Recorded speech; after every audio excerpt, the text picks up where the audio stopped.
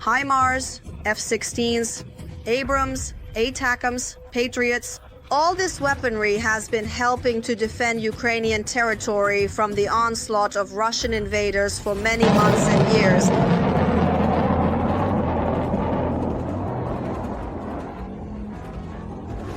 These armaments are among the best in the world.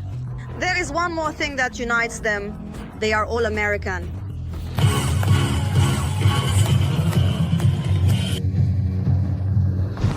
And in light of recent events, this has become a problem. The halt of American military aid forces us to prepare to find replacements for American weapons. Of course, this is not certain yet, but there should be a plan B.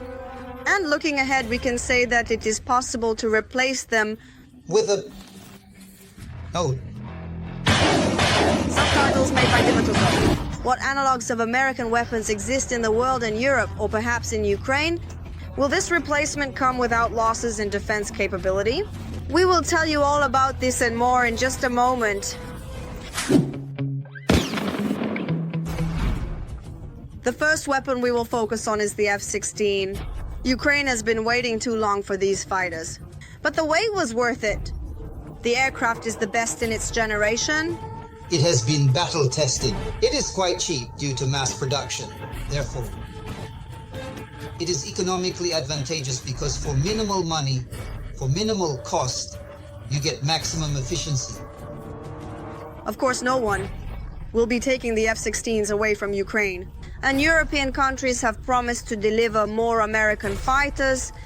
But what if the USA now prohibits this? Undoubtedly, this news is not the best. To be honest, there is no full replacement for the American one. However, European fighters could be added to the existing ones and thus meet the needs. For example, there are Swedish Gripens. These two aircraft are similar, at least because both are multi-role, meaning they can perform the tasks of fighters, attack aircraft, and bombers. The Gripen can carry the same armament as the F-16, with the only difference being that it can mount weapons of both American and European manufacture under its wings, which is undoubtedly an advantage. There is another aircraft. It's the French Mirage. By the way, Ukraine has already received the first fighters from Paris. To be honest, the French one doesn't quite measure up to the F-16. The American one is too versatile. However, the Mirages are primarily additional carriers for French and British long-range missiles. It has 9 hardpoints, as I mentioned. But it's worth noting that it can't even be left near Russian aircraft. It carries the most advanced weaponry, including those very Scalp and Storm Shadow missiles. Speaking of Scalp and Storm Shadow, they are an excellent replacement for the American ATACMS. It's not quite right to compare them because some are ballistic and others are cruise missiles. But they can hit targets at approximately the same distance. Moreover, the French and British are more open to attacking Russian territory with missiles. If we are talking about missiles, the Ukrainian Neptune, in its land-based version, can also replace the ATACMS. There's no point in discussing its specifications because Ukrainian developers are constantly improving it, and the range stated just 6 months ago might be completely different now. The most difficulties lie in replacing the Patriots. This system is the main strength of Ukrainian air defense. The air defense system can simultaneously detect and identify more than 100 aerial targets and continuously track 8 of them. Another advantage is that the American can fire at multiple targets at once. But its main advantage is that the American can shoot down ballistic missiles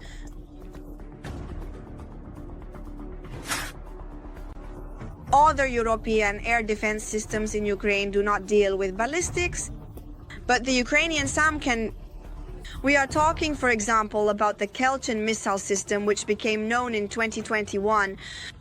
Even then, developers talked about the SAM's ability to hit targets at a distance of 280 kilometers, and it could detect them at a distance of up to 400 kilometers. The proposed system is multi-channel. It has a missile that provides a long range of over 200 kilometers. This missile is highly maneuverable and can engage many targets, thereby ensuring versatility in conflict against both aerodynamic targets like aircraft, cruise missiles, and so on, as well as ballistic missiles. As for heavy equipment, it's a bit simpler. The American Abrams tank is undoubtedly a good weapon.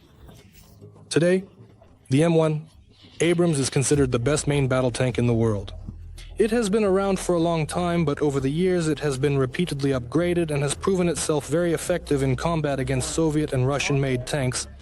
There is every reason to believe that this machine significantly surpasses the ones currently deployed by the Russians and the ones currently deployed by the Ukrainians. But it also has its downsides. For example, the American tank uses a turbine instead of a diesel engine. This in turn means that fuel has to be transported separately for it, and if the tank is hit, it cannot be repaired in Ukraine. Regarding logistics, this is a problem for all Western tanks. Talking about Abrams analogs doesn't quite make sense. It's more important to simply have a large number of tanks. Speaking of European tanks, Ukraine has both Leopards and Challengers. Additionally, there is the domestic tank, the onslaught. Although it is, roughly speaking, an evolution of Soviet predecessors, its characteristics prove that such tanks are hard to find even in the West. The Ukrainian BM has received, in particular, a digital fire control system and an automatic loading system. Thanks to the latter, the crew consists of 3 instead of 4 people. Additionally, the rate of fire is quite fast, 8 rounds per minute.